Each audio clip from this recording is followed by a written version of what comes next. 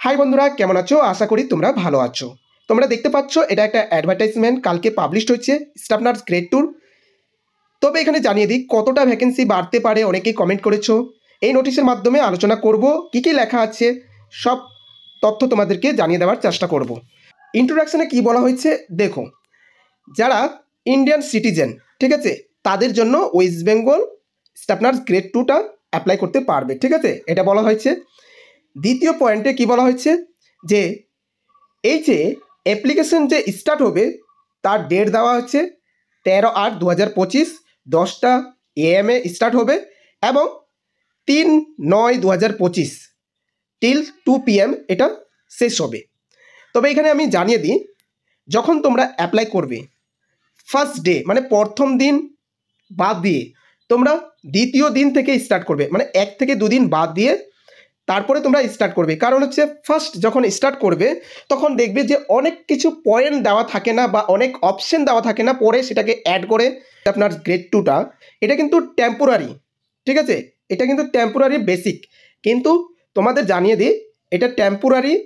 First 3টা বছর আমাদেরকে অবজারভেশনে রাখে, যেটাকে বলবো অবজারভেশন বলবো, যে 3 বছর পর তারপরে আফটার জব কনফার্মেশন হয়, 3 ইয়ার্সের পর জব কনফার্মেশন হয়, ঠিক আছে। তো সেই জন্য এটা টেম্পোরারি বলছে, কিন্তু এটা পার্মানেন্ট পোস্ট। পরেরটা দেখে নিই কী বলেছে। পরের পয়েন্টটাতে আমি আলোচনা করে দিই যে এই যে যারা এটা অ্যাপ্লাই করবে, ঠিক আছে, যারা অ্যাপ্লাই করবে তারা ঠিকঠাক দেখে এই যে নোটিশটাকে ফলো করতে বলেছে। পে স্কেলটা দেখে নাও। পে স্কেল তোমাদের কত হচ্ছে, তোমাদের বেসিক পে হচ্ছে 29,800। ডে এখানে দিয়েছে 5,364। এখানে হচ্ছে এইচআরএ হাউস রেন্ট সেটা হচ্ছে 3,576। এমএ এটা হচ্ছে 500, আর হচ্ছে আদার্স 260। টোটাল তোমাদের 39,500 স্যালারি ইন হ্যান্ড তোমাদের অ্যাকাউন্টে আসবে, ঠিক আছে। এবার পরেরটা আমি দেখে নেব। এখানে দেওয়া আছে পোস্টগুলো দেওয়া হয়েছে আর কতগুলো ভ্যাকেন্সি কোন ক্যাটাগরিতে সেটা দেওয়া হয়েছে, এটা তোমরা আগেই দেখে নিয়েছো। যেমন হচ্ছে ইউআর ক্যাটাগরিতে জিএনএম ফিমেলদের 763টা এবং মেলদের 35, ঠিক আছে। আর টোটাল হচ্ছে তোমার 848টা এভাবে দেওয়া হয়েছে। এগুলো পোস্ট তোমাদের ক্যাটাগরি তো দেখে নিয়েছো, পরেরটাও দেখে নিয়েছো। আমি এই যে ডি অপশানে আসবো, ঠিক আছে। তবে এখানে একটা জিনিস জানিয়ে দিই, এই যে ভ্যাকেন্সিটা, ঠিক আছে, এখানে ভালো কথা বলেছে, এই যে ভ্যাকেন্সিটা মেবি চেঞ্জ হতে পারে before the date publication of the overall performance list. এটা তোমাদের আগের ভিডিওতে, কালকে যে ভিডিওটা বলেছিলাম, মানে ভিডিওর মাধ্যমে যে বলেছিলাম যে তোমাদের যে ভ্যাকেন্সিটা, ঠিক আছে, ভালো করে শুনবে, যে 5,018টা যে ভ্যাকেন্সি ছেড়েছে এটা কিন্তু ইনক্রিজ হতে পারে। সেই জন্য বলেছে may change before the date of publication of the overall performance list, ঠিক আছে। তো ভ্যাকেন্সি আমার মতে চেঞ্জ হতে পারে, মানে ইনক্রিজ হতে পারে, ঠিক আছে, সেই জন্য বলেছে। আর এখানে দেখো নিচের পয়েন্টটা, qualification as per recruitment rules. এখানে কি বলেছে কোয়ালিফিকেশনের মধ্যে ফার্স্ট 1 নম্বরে বলেছে ইন্ডিয়ান সিটিজেন, ইন্ডিয়ান হতে হবে, ঠিক আছে। তুমি আদার স্টেট থেকে তুমি বিলং করতে পারো, কোনো নো প্রবলেম, ঠিক আছে, কিন্তু ইন্ডিয়ান সিটিজেন হতে হবে। আর যারা অ্যাপ্লাই করবে কী কী রুলস এখানে দেওয়া আছে, ঠিক আছে, দেখো ইন্ডিয়ান সিটিজেনের মধ্যে কী কী আছে। General nursing and midwife course pass from the nursing training school recognised by both Indian nursing and state nursing, ঠিক আছে। একটা হচ্ছে আইএনসি, একটা হচ্ছে স্টেট নার্সিং কাউন্সিল, ঠিক আছে, দুটোই কিন্তু লাগবে। বি নম্বরে এটা বললাম। সি নম্বরে দেখো registration as female male nurse midwifery from West Bengal Nursing council, ঠিক আছে, যে ওয়েস্ট বেঙ্গল নার্সিং কাউন্সিলে। এবার তোমাকে জানতে হবে, ডি নম্বরটা বলেছে তোমাকে জানতে হবে Bengali, Nepali, spoken and written, এই দুটো ল্যাঙ্গুয়েজ তোমাকে মাস্ট বি জানতে হবে। তবে এটা না যে আমাকে নেপালি জানতে হবে, আমি বাংলা ভাষায় কথা বলি আমাকে নেপালি জানতে হবে, এরকম না। এখানে অবলিক দিয়েছে বেঙ্গলি অর নেপালি দুটোর মধ্যে, ঠিক আছে। যারা নেপালি তারা নেপালি কথা বলতে পারে, ঠিক আছে, বা রিটেন লিখতে পারে, দুটো অপশান দিয়েছে। এখানে ইংলিশও দেওয়া, মানে ইংলিশও তুমি করতে পারো, কিন্তু বেঙ্গলি এবং নেপালি দুটো অ্যালো করেছি, ঠিক আছে। এবার দেখো এজ 18 ইয়ার্স থেকে 39, ঠিক আছে, এটা হচ্ছে 1 জানুয়ারি থেকে কাউন্ট করেছে। তো এজটা তোমরা দেখে নিয়েছো।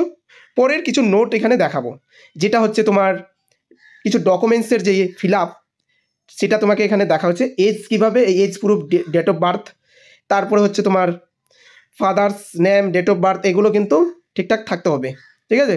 গভর্নমেন্ট আইডি প্রুফ দিতে হবে। আর নিচেটা আমি তোমাদের দেখিয়ে দিই, এই যে পয়েন্টটা দেওয়া আছে, marriage registration certificate as a proof of marriage where ever possible. যদি তোমার কাছে ম্যারেজ সার্টিফিকেটটা থাকে, ঠিক আছে, সেই প্রুফ হিসাবে তুমি এটা সাবমিট করতে পারো, ঠিক আছে। পরেরটা দেখো, in the absence of marriage registration certificate affidavit before the judicial magistrate, ঠিক আছে। বলছে যে তোমার কাছে যদি এই ম্যারেজ সার্টিফিকেটটা যদি না থাকে, যাদের বিয়ে হয়েছে, ঠিক আছে, তো তুমি একটা কোর্টের এফিডেভিট করে নিবে। অ্যাফিডেভিট করার পরে, ঠিক আছে, সেটা তুমি সাবমিট করতে পারো। তবে এখানে বলেছে যে regarding the change of surname as the result married, ঠিক আছে, দুটো সারনেমটা as a result of marriage অনুযায়ী রাখবে। পরেরটা দেখি কি বলেছে, ডেট অফ বার্থ। আচ্ছা, এখানে ডেট অফ বার্থ দেওয়া আছে, ঠিক আছে। এখানে ফি, কত টাকা ফি লাগবে, এই যে অ্যাপ্লাই করবে 210 টাকা লাগবে, ঠিক আছে। 210 টাকা তোমরা অনলাইনে পে করতে পারবে। এখানে বলেছে যে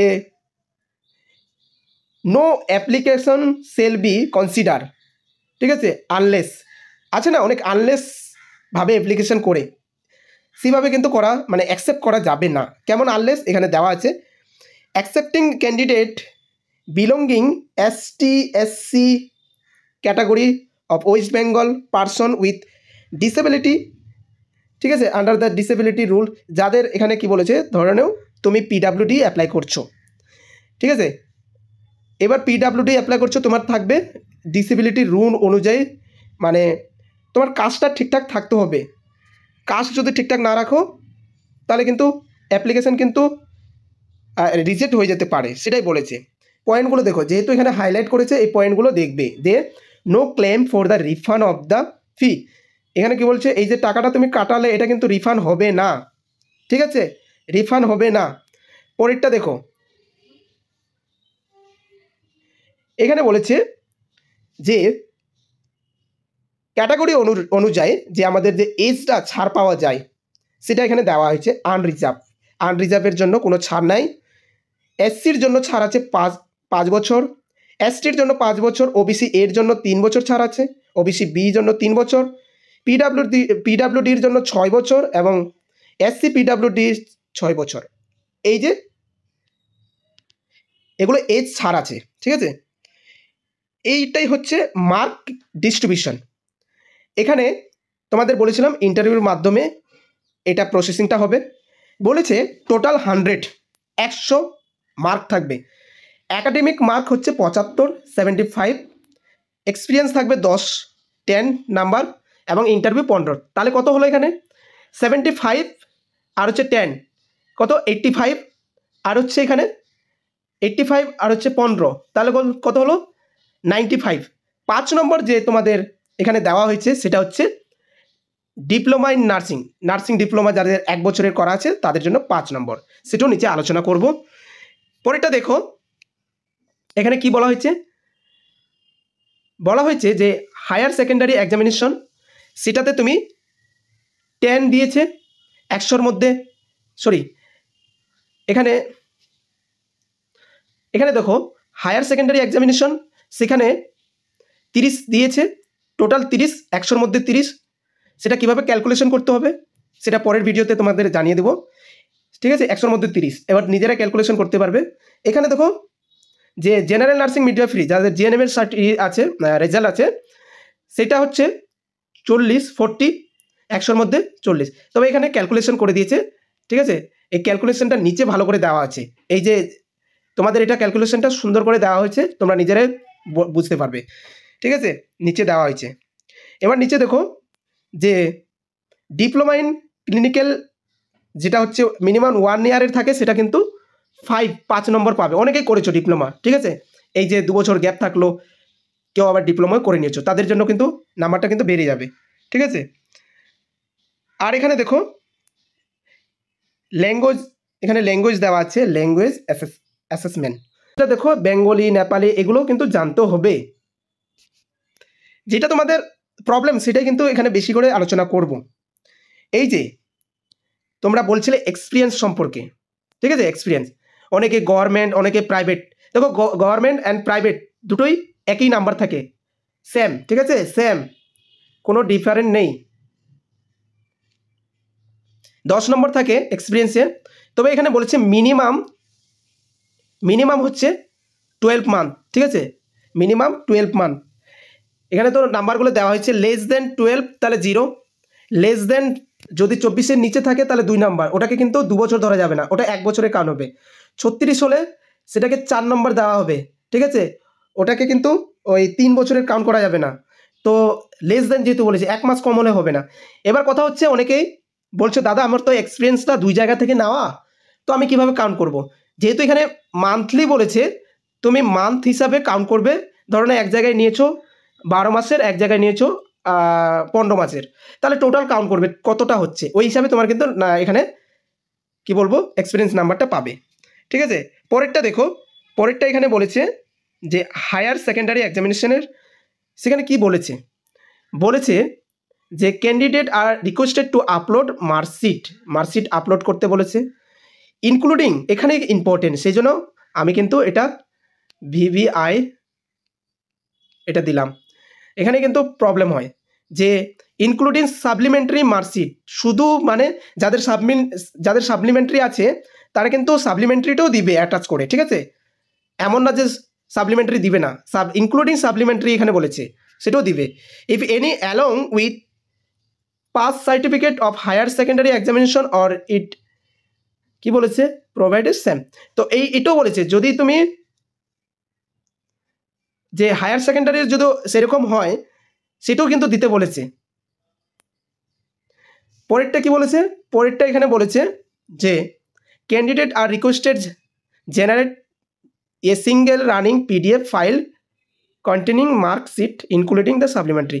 ও এখানে বলেছে যে সিঙ্গেল রানিং পিডিএফ করে পাঠাতে হবে আলাদা আলাদা করে, ঠিক আছে, আর এটাতে আপলোড করতে হবে, space provide for the same. তো এগুলো জানতে হবে, নাহলে কিন্তু যখন তোমরা অ্যাপ্লাই করবে তখন কনফিউজে পড়ে যাবে, ঠিক আছে।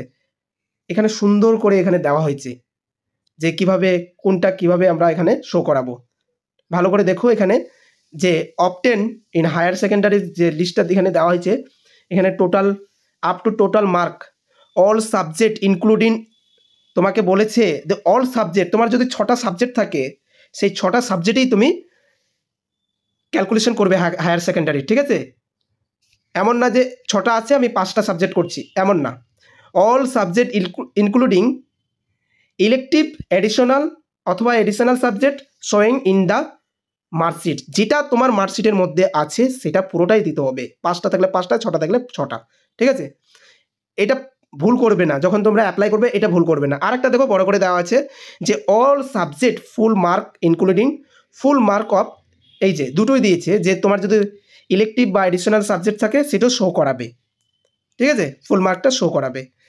এবার পরেরটা দেখো, পরেরটাতে কি বলেছে, পরেরটাতে বলেছে জেনারেল নার্সিং অ্যান্ড মিডওয়াইফারি কোর্সের যে ট্রেনিংটা সেটা হবে রিকগনাইজ হবে INC, Indian nursing council and state nursing council থাকতে হবে, বুঝতে পারলে, এই দুটো থাকতে হবে। চলো এখানে কি বলেছে এই নম্বরে দেখে নেব।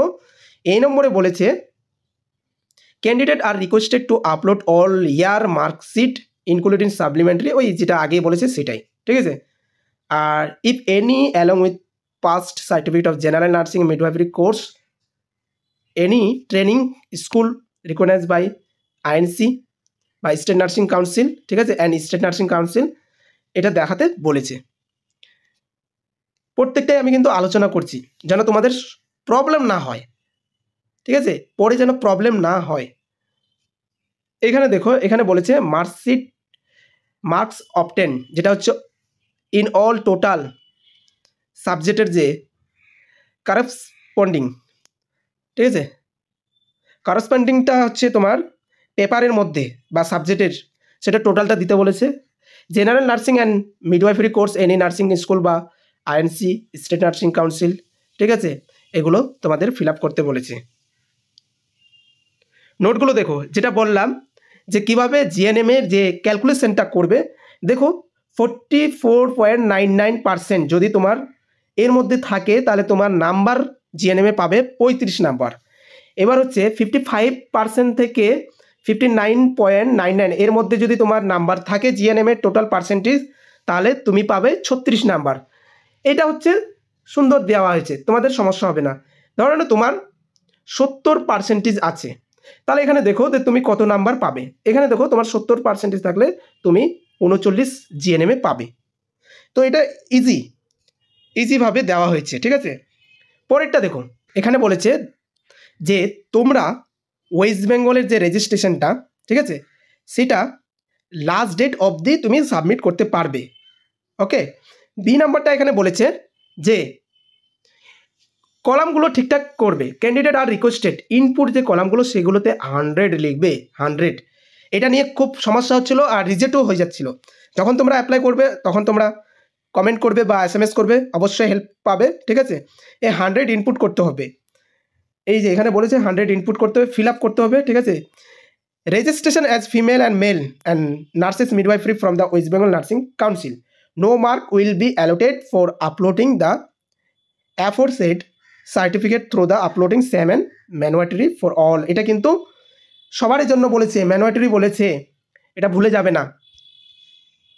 আরেকটা এখানে বলেছে যে তোমরা যে ডকুমেন্টসগুলো আপলোডিং করবে সেগুলো সিঙ্গেল ফাইলে করবে এবং জিপিজি করবে বা জিপিজি পিএনজি এই তিনটার মধ্যে তোমরা আপলোডিং করবে, ঠিক আছে।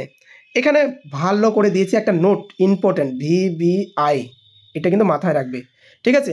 কি বলেছে এখানে, candidate having valid registration certificate, ঠিক আছে, ভ্যালিড রেজিস্ট্রেশন সার্টিফিকেট যেটা কিন্তু valid, issue by West Bengal Nursing Council, যেটা West Bengal Nursing Council issue date থাকবে, নার্স মেল এবং female nurse midwifery on the date publication, ঠিক আছে, date publication, advertisement are only allotted to apply. এখানে দেওয়া হয়েছে যে, ভালো করে দেখো, এখানে দেওয়া হয়েছে যে if any candidate who does not possess valid registration reciprocal registration certificate issued by West Bengal Nursing Council এত 7/8/2025 আগস্ট মাসের 7 তারিখে 2025 অবধি যাদের ইস্যু ডেট আছে West Bengal Nursing council reciprocal রেজিস্ট্রেশনের মধ্যে, তাদের অ্যাকসেপ্ট করবে, ঠিক আছে, তাদের অ্যাকসেপ্ট করবে। কিন্তু এই ডেটের 7/8/2025 পরে যদি রেজিস্ট্রেশনে ইস্যু ডেট থাকে, এটা কিন্তু অ্যাকসেপ্ট করবে না, ভালো করে মাথায় রাখবে, এটা অ্যাকসেপ্ট করবে না। যারা বারবার কমেন্ট করছো এটা ভালো করে দেখবে। তো তোমাদের ইস্যু ডেটটা দেখবে, ঠিক আছে, ইস্যু ডেট অনুযায়ী কিন্তু এটা অ্যাকসেপ্ট করবে। এবার যারা ওয়েস্ট বেঙ্গল নার্সিং থেকে, যারা গভর্নমেন্ট থেকে পাস আউট করেছো, তাদের জন্য প্রফেশনাল যে রেজিস্ট্রেশনটা সেটাই কিন্তু ভ্যালিড করবে, ঠিক আছে।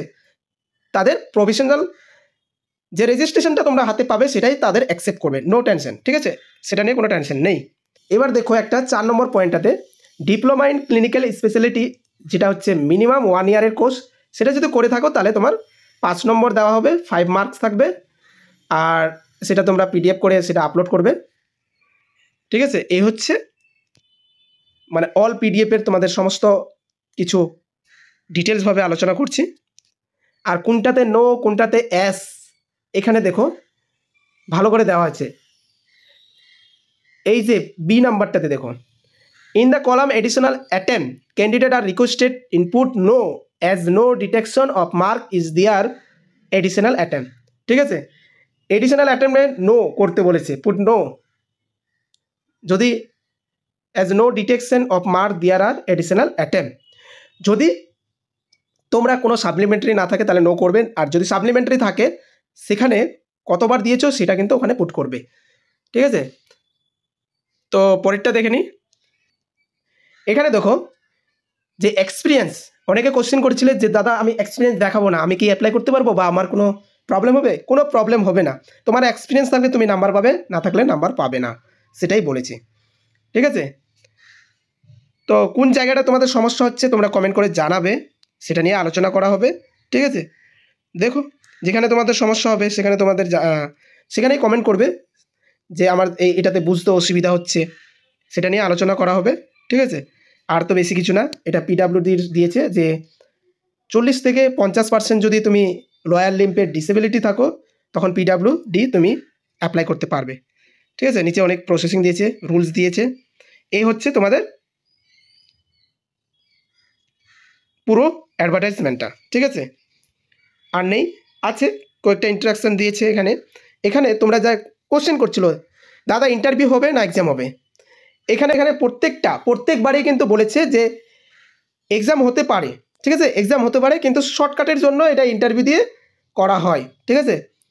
তো তোমরা ইন্টারভিউর জন্য প্রিপারেশান নাও। ঠিক আছে? ইন্টারভিউর জন্য প্রিপারেশান নিতে থাকো, আশা করি এক্সাম হবে না।